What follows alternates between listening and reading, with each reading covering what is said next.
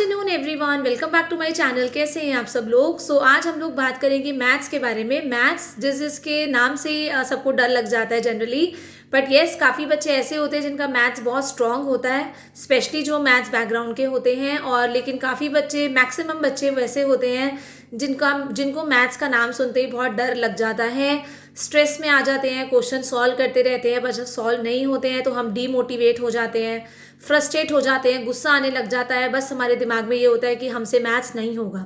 तो यहीं पे हम सबसे बड़ी गलती करते हैं कि जब हम ये बोल देते हैं ना कि मैथ्स हमसे नहीं होगा, तो ऐसा कुछ भी नहीं है, मैथ्स सबसे हो सकता है। बस बात ये है कि हमें कुछ टिप्स ऐसी फॉलो करनी पड़ती है जिससे मैथ्स हमारा बहुत स्ट्रांग हो जाए और मैथ्स के नाम से हमें डर ना लगे। तो ऐसा नहीं है, I am one of the student like you only. मैं आपकी जैसी एक स्टूडेंट थी जिसको मैथ्स से बहुत लगता था क्लास 9 तक। बट 10th में जब मेरे को टीचर मेरा बहुत अच्छा मिला, मेरे को गाइड मेरे को बहुत अच्छे मिले, तब से मेरा मैथ्स जो था स्ट्रांग हो गया था। और तब से मेरे को मैथ्स जो है, मतलब बोलते हैं ना, मैथ्स करने में मुझे डर नहीं लगता है, मेरे को मैथ्स करना अच्छा लगता है। ठीक है। और आपको रियलिटी यही है, भले ही आपको जितना मर्जी मैथ्स से डर लगे, लेकिन भले ही आप एक स्टूडेंट हैं, चाहे आप टीचर हैं, चाहे आप नॉन टीचिंग के लिए कोई भी वैकेंसीज भरना चाहते हैं, तो मैथ्स आपको ना फॉर एवर काम आएगा। चाहे आप स्टूडेंट के बेसिस पे लें, 12th तक लें, चाहे आप 12th के बाद कितने भी कॉम्पिटिटिव एग्जाम्स दें, चाहे यूपीएससी दें, आप लोग अगर DSSB का एग्जाम देते हैं, आप लोग SSC का एग्जाम देते हैं, IIT का देते हैं, नीट का देते हैं, मैथ्स आपका पीछा कभी नहीं छोड़ने वाला है। और क्यों सारे एग्जाम्स में मैथ्स रखा गया है? क्योंकि maths is an very very important subject जो आप सभी को आना चाहिए। तो कुछ टिप्स एंड ट्रिक्स हम फॉलो करेंगे जिससे हमारा मैथ्स जो हो सकता है बहुत स्ट्रांग। एंड मैं कॉन्फिडेंस के साथ कह सकती हूँ, अगर आप ये 7 to 10 डेज ये ट्रिप्स अपना लेंगे ना, तो आप लोग मुझे डेफिनेटली रिप्लाई करिएगा कि आपका मैथ्स स्ट्रांग हुआ या नहीं। और मैथ्स का हमेशा ध्यान रखेंगे ना, मैथ्स आपको कभी भी आपको पता है ऐसे नहीं आएगा पढ़ने से, क्योंकि मैथ्स एक ऐसा सब्जेक्ट है ना कि आप लोगों को टीचर जितना मर्जी समझाए, हम जनरली क्या होता है, टीचर्स ट्यूशन्स हम करते हैं या क्लासेस करते हैं, टीचर्स सॉल्व करते रहते हैं और हम लोग देखते रहते हैं, और देखने में ऐसा लगता है कि हाँ बहुत आसानी से सॉल्व हो गया है, हमें समझ में आ गया। ये प्रैक्टिकली आप लोगों के साथ भी होता होगा, चाहे आप स्टूडेंट हैं चाहे टीचर हैं। तो जब टीचर कराती रहती है ना, हमें लगता है कि हमें आ गया है, लेकिन बेसिकली जब हम अपने हाथ से करने बैठते हैं ना, तब हम सोचते हैं अच्छा इसके बाद स्टेप क्या था, इसके बाद क्या था। तो ये सारी चीज़ें मेरे साथ हो रखी हैं, इस वजह से मुझे पता है। इवन मैथ्स में तो यू कांट बिलीव, मैं मैथ्स के सम्स को ना, जब मुझे समझ में नहीं आते थे और एग्जाम होता था, तो मैथ्स के सम्स को मैं याद करके जाती थी, क्योंकि समझ में नहीं आता था। टीचर इतना जल्दी जल्दी पढ़ाते थे और जिन बच्चों को समझ में आता था वो बस यस यस करते थे। और जनरली क्या होते हैं, जो वीक स्टूडेंट्स होते हैं ना मैथ्स के, वो क्वेश्चन करने में भी उनको शर्म आती थी क्लास में। जनरली हम स्कूल में होते हैं, ऐसा लगता है कि बेइज्जती हो जाएगी अगर हमने सॉल्व कर लिया। बट येस, आजकल के बच्चे ऐसे नहीं हैं, वो बेझिझक होकर बोलते हैं कि मैम समझ में नहीं आया, प्लीज़ एक्सप्लेन अगेन। तो हमें ऐसा ही स्टूडेंट बनना है। अगर हमें समझ में नहीं आया, अगर आप लोग टीचर से भी पढ़ते हैं स्कूल में, या अगर कॉम्पिटिटिव एग्जाम्स की तैयारी कर रहे हैं, ऑफलाइन ट्यूशन्स लेते हैं, ऑफलाइन क्लासेस लेते हैं, तो आपको अपनी क्वेरी ज़रूर पूछनी है। एंड क्वेरी पूछने के बाद, प्रॉब्लम पूछने के बाद, मैथ्स को अपने हाथ से ज़रूर करना है। तो क्या क्या चीज़ें बहुत ज़्यादा इंपॉर्टेंट है मैथ्स को स्ट्रॉन्ग करने के लिए? तो फर्स्ट ऑफ ऑल, जो हमारे मन के अंदर डर होता है ना मैथ्स को लेके, सबसे पहले आपको यही निकालना है। हमेशा याद रखेंगे, जब तक आप मैथ्स से डरेंगे ना, मैथ्स तो कभी भी सॉल्व नहीं होने वाला है। जब ये डर निकल जाएगा ना दिल से कि मेरे को मैथ्स से डर नहीं लगता है, तो उसी दिन से देखेंगे आप मैथ्स से आपको ना प्यार होने लग जाएगा, मैथ्स आपको अच्छी लगने लगेगी। सेकंड थिंग, सेल्फ कॉन्फिडेंस होना। अगर आप में अंदर सेल्फ कॉन्फिडेंस है ना अपने ऊपर, आपको अगर आत्मविश्वास पूरा है, लाइक मेरा मैथ्स भले ही कमज़ोर भले ही था, बट मुझे ये था कि मैं कर सकती हूँ, अभी नहीं तो कल जब मेरे को अच्छा टीचर मिलेगा तो मैं डेफिनेटली कर लूँगी।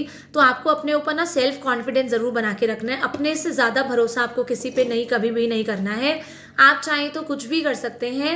तो अगर आप लोग भी DSSB की प्रिपरेशंस कर रहे हैं या किसी और टीचिंग एग्जाम की कर रहे हैं, तो कॉम्पिटिटिव की या नॉन टीचिंग की, तो ये टिप्स आप ज़रूर फॉलो करेंगे। पहली बात तो अपने डर को बाहर निकालेंगे।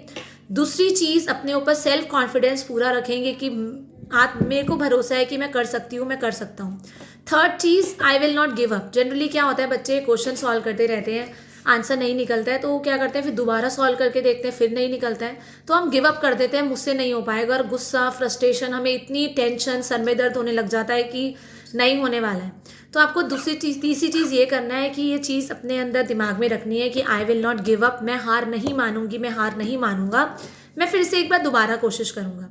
एंड हमेशा स्टार्ट ना ज़ीरो लेवल से करें, एकदम बेसिक लेवल से। अगर आपका मैथ्स बहुत वीक है ना, तो आपके बेसिक ना क्लास 4th 5th में स्टार्ट हो जाते हैं। जो बेसिक्स होते हैं 3rd तक का एडिशन, सब्ट्रैक्शन, मल्टीप्लिकेशन, डिवीजन, ये सबको आते होंगे। पर इसमें भी अगर जैसे किसी को पॉइंट वाले डिवीजन में प्रॉब्लम होती है, डेसिमल्स वाले में प्रॉब्लम होती है, तो आप फिर 3rd तक पॉइंट्स नहीं आता है, लेकिन आप लोग फोर्थ क्लास की मैथ्स से स्टार्ट करिए।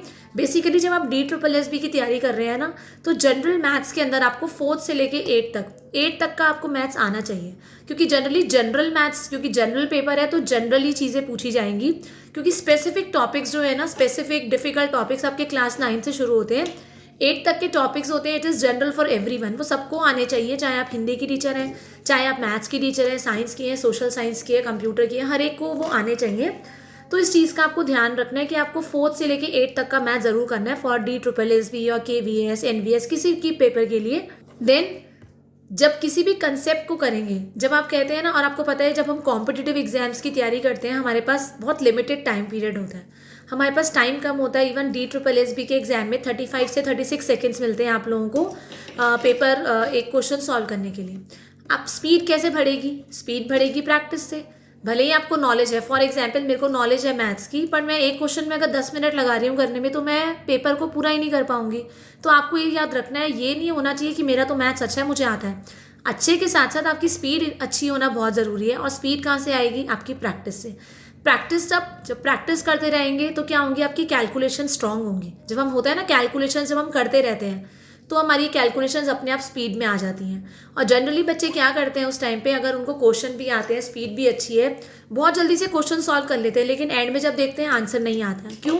क्योंकि हम सिली मिस्टेक्स बहुत करते हैं। और सिली मिस्टेक्स, छोटी छोटी मिस्टेक्स कब होती हैं? जब हम लोग बहुत जल्दीबाजी में करते हैं और फोकस नहीं होते हम, हमारा ध्यान तो 4 जगह लगा होता है और हम लोग सॉल्व कर रहे हैं क्वेश्चन। तो आपको इस चीज़ का ध्यान रखना है। एक ही बार में आप लोग इतने ध्यान से करेंगे क्वेश्चन ताकि वो 30 से 35 सेकेंड में हो जाए। ध्यान लगा के करेंगे ताकि एक ही बार में आंसर आ जाए, आपको दोबारा से क्वेश्चन ना करना पड़े। क्योंकि ये ना बहुत टाइम वेस्ट करता है एग्जाम के अंदर। कई बार हम लोग जल्दी जल्दी कैलकुलेशंस करके बैठ जाते हैं, आंसर नहीं आता है, फिर दोबारा से सॉल्व करते हैं, तो मान लो जहाँ वो 35 सेकेंड में होना होता है ना, उसी एक ही क्वेश्चन में 15-20 मिनट लग जाते हैं। इसीलिए एक ही बार करें क्वेश्चन, ध्यान से करें, कैलकुलेशंस ध्यान से करें। एंड कैलकुलेशंस आपकी कब स्ट्रांग होंगी? जब आपको टेबल्स आती होंगी। आपको एटलीस्ट मैं बोलूँ तो 15-16 तक देखो टेबल आनी चाहिए। वैसे तो 20 तक सबको आनी चाहिए, पर तभी भी मैं ये बोल रही हूँ कि एटलीस्ट कॉम्पिटिटिव एग्जाम्स के लिए 15 तक आप ये मान के चलिए आपको टेबल सबको आनी चाहिए। इन फार्मूलाज आपको टिप्स पे लर्न होने चाहिए। ठीक है, अगर फार्मूलाज लर्न होंगे तो आपको कहीं पे प्रॉब्लम आने की, क्योंकि काफ़ी सारे क्वेश्चंस जो होते हैं ना एग्जाम में फार्मूला बेस्ड आते हैं। अब अगर आपको फार्मूला ही नहीं पता होगा तो आप कैसे सॉल्व करेंगे?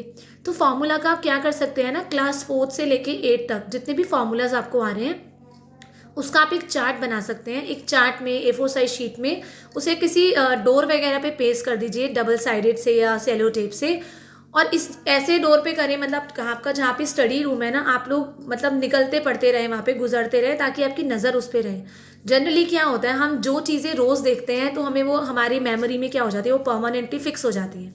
फॉर एग्जाम्पल आप अपने स्कूल जाते हैं, अपने जॉब पे जाते हैं, तो जनरली क्या होता है, आपको वो रास्ता लर्न हो जाता है। क्यों याद हो जाता है? क्योंकि हम रेगुलर उस रास्ते से जाते हैं, हमें याद नहीं करना पड़ता है, क्योंकि हम वो रेगुलर देख रहे हैं रास्ता। सिमिलरली जिस तरह आप रेगुलर वो रास्ते को याद कर लेते हैं ना, रेगुलर जाते जाते, सिमिलरली अगर आप लोग रोज़ रेगुलर मैथ्स करेंगे ना, आप 7 या 10 दिन के अंदर अंदर आपकी मैथ्स स्ट्रांग ना हो जाए तो आप मुझे कमेंट्स में बताना। डेफिनेटली मैथ्स आपकी स्ट्रांग हो जाएगी, जहाँ आपने डरना बंद किया, जहाँ पे आपने रेगुलर प्रैक्टिस स्टार्ट कर दी।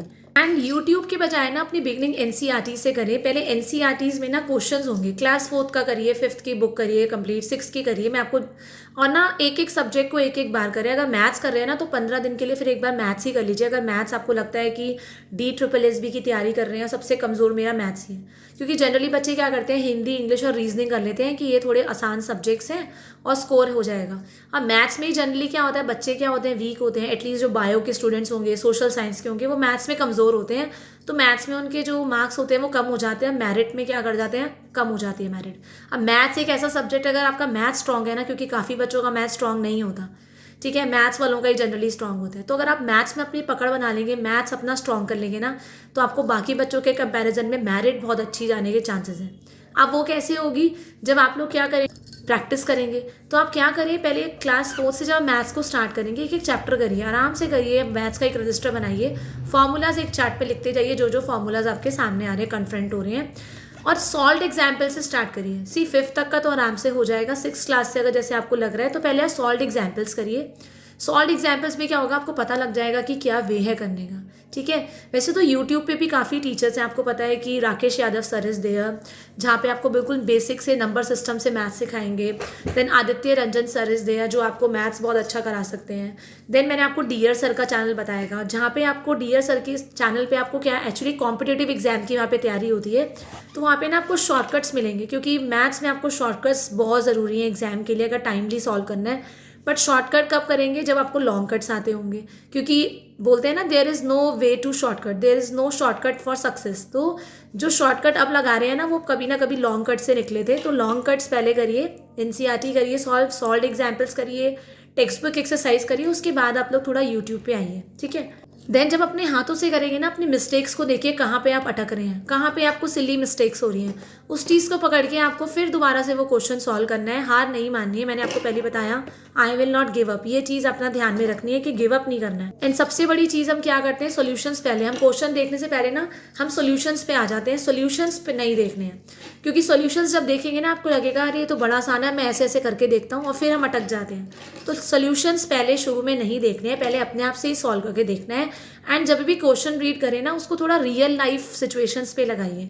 रियल लाइफ पे जब लगाएंगे, उसको रियल लाइफ में मैथ्स को लगाएंगे, तब आपको क्या होगा, वो जल्दी समझ में भी आएगी और इन्जॉय करेंगे आप लोग। और ये तो दिस इज़ प्रैक्टिकल एग्जाम्पल, क्योंकि जब मैं मैथ्स करती थी जब शुरू में, तो होने लगा था धीरे धीरे, और जब एक दो क्वेश्चन सॉल्व होने लगते हैं ना, फिर आपको पता है मैथ्स बंद करने का मन नहीं करता है। फिर तो मैं गाने चला के बेसिकली मैथ्स करती थी, अपनी 10th क्लास की बात कर रही हूँ, मैं म्यूज़िक चला के ही मैथ्स करती थी, और 3-3 4-4 घंटे मुझे पता ही नहीं लगता था सॉल्व करते करते।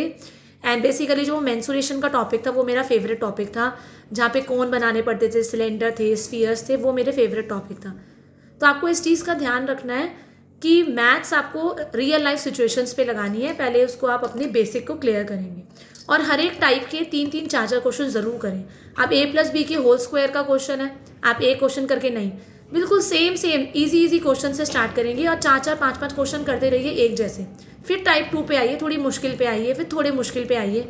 जब आप क्वेश्चन सॉल्व करने लगेंगे ना, आपका कॉन्फिडेंस भी बढ़ेगा और आपको मैथ्स भी अच्छी लगने लगेगी। एंड अगर आप DSSS एग्जाम की तैयारी कर रहे हैं ना, ये 10 टॉपिक्स जो है ना मैथ्स के लिए बहुत इंपॉर्टेंट है, जो हर साल आपको पूछे ही जाते हैं। सबसे पहले आपका परसेंटेज आ जाता है, परसेंटेज आपको करना ही करना है। एवरेज हो गया आपका, मेंसुरेशन हो गया, जिसमें आपका सरफेस एरिया, वॉल्यूम आ जाता है, एरिया आ जाता है, ठीक है। देन टाइम एंड वर्क हो गया, टाइम एंड स्पीड हो गया, टाइम डिस्टेंस हो गया, LCM आपको आता है, HCF आता है आपको, रेशियो एंड प्रोपोर्शन आता है, ठीक है, प्रॉफिट लॉस आता है, डिस्काउंट आता है, सिंपल इंटरेस्ट हो गया, ठीक है। Then number system and simplification, ये 10-11 टॉपिक्स ऐसे हैं जो आपको हर साल पूछे जाते हैं। तो पहले आप ये बेसिक टॉपिक्स करिए, पहले तो सॉल्व करिए, जब 4 to 8 में आएंगे ना, तो अपने आप ये सारे टॉपिक्स कवर हो जाएंगे। जब आप देखेंगे उसके बाद कीप ऑन प्रैक्टिसिंग, और जो टॉपिक आपको समझ में नहीं आ रहा है, आप यूट्यूब पे वीडियोस देख सकते हैं, टीचर्स के नाम मैं आपको ऑलरेडी बता चुकी हूँ। फिर भी कैसी भी आपको प्रॉब्लम आती है, तो डेफिनेटली आप लोग मेरे को कमेंट सेशन में पूछ सकते हैं कि कौन से टॉपिक में कहाँ प्रॉब्लम आ रही है। मैं डेफिनेटली आप लोगों को बताऊँगी कि कौन से टीचर से आप कर सकते हैं। बट येस, मैथ्स करने के लिए पेशेंस इज़ वेरी इंपॉर्टेंट, आपका फोकस्ड होना बहुत ज़रूरी है, और आपके अंदर अंडरस्टैंडिंग होना बहुत ज़रूरी है। आपको सेल्फ कंट्रोल होना, सेल्फ कॉन्फिडेंस होना, ये मैथ्स वाला फोबिया निकालना बहुत ज़रूरी है। जब तक ये मैथ्स के डर का फोबिया नहीं निकलेगा ना, जब तक मैथ्स नहीं होने वाला है। तो इसी तरह आप अपने मैथ्स को स्ट्रॉन्ग कर सकते हैं। टेबल फार्मूला ज़रूर लर्न करिए, अपने डर को भगाइए, अपने ऊपर भरोसा रखिए, एंड कीप ऑन प्रैक्टिसिंग। जब प्रैक्टिस करते रहेंगे तो वन डे विल कम। 10 दिन तक ये ट्राई करिए, 1 हफ्ते 10 दिन तक, और फिर मुझे बताइए कि कैसा लग रहा है मैथ्स करना। So till the time, thank you everyone, have a nice day.